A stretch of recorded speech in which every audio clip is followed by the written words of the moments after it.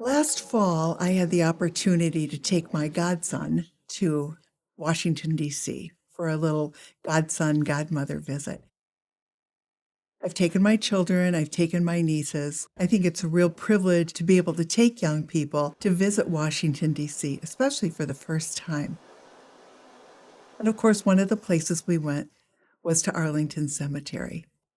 And while we have lovely national veteran cemeteries all over the country, there's something particularly beautiful and profound about being at Arlington.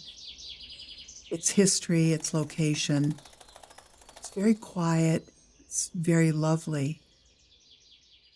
About 10 years ago, I was lucky enough to go to the Arlington Cemetery on a field trip with my oldest son as a chaperone.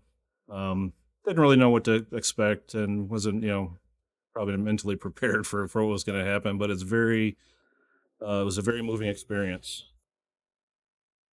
The feeling is one of a difference in walking into a situation where all of a sudden life around you is full and everything is just moving normally. And then you walk into this place and it stops.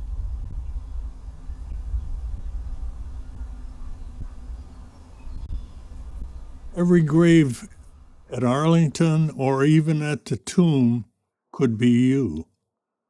There is an awareness that even though this is death, it is also the sanctity of what this country is all about.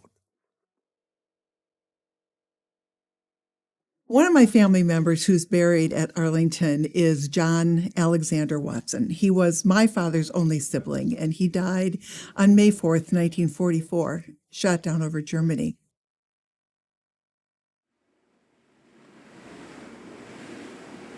It was just before Desert Storm actually started. It was a nighttime evolution, high waves and wind. So we had everything going against us. The ships were starting to weave a little close together, so they had to separate in a hurry. I go out there with a little charge designed to actually break that line. And the line is a 1-inch steel cable that is severed by a .45 caliber shell on basically an anvil. So you pop on the line and you break the line, and everybody goes the merry way.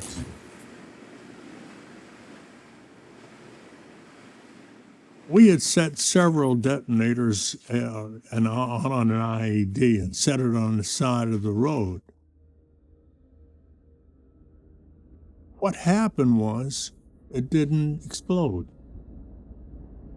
So one of us had to go down and take the explosive cap off of the IED, off of the shell, so that it wouldn't prematurely or later go off, killing somebody as they walked down the road. We sat and we thought about who was going to do it, and I can remember thinking, rather than sitting here talking about it, my responsibility is to go down there and take that cap off of that shell. And I did. I walked down, frightened, wondering whether the thing was going to blow up before when I got there. It didn't. Took the cap off and brought it back. Reset the cap, put it back on the shell, and went back and then detonated it.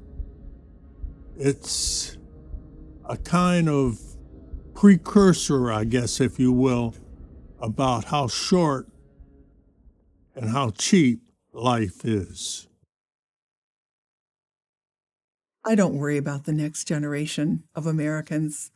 I think they're delightful and smart and proud. I would like their visits to stir in them a thanksgiving for those who have served and gave that last full measure of devotion. You know, veterans who share their stories with you, what they do is that in uttering the words and attempting to make you feel what they saw and how they felt and what they felt.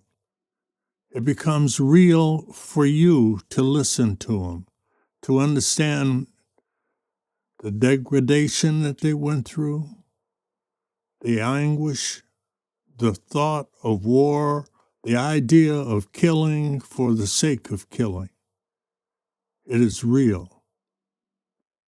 Like any other ceremony, it's very much a funeral. It can be very emotional, unexpectedly, and it makes you think about everything that you have as an American, as a U.S. citizen, as a free human being in this world. I think it's important to lay the wreath at the tomb of the unknown because these memories are a reminder of the cost of war and recognize that the cost of war is not in dollars and cents.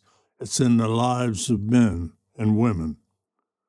All of these soldiers expected to come home.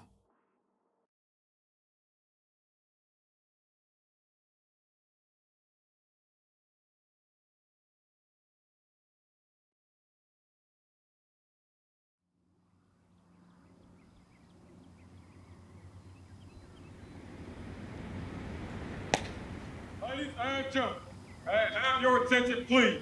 The ceremony that you are about to witness is an Army reclaim ceremony to be conducted in honor of the unknown. It is requested that everyone remain silent and standing during this ceremony. All military personnel in uniform will render the hand salute, and it is appropriate for all others to place their right hand over their heart upon the command of Present Arms. Thank you.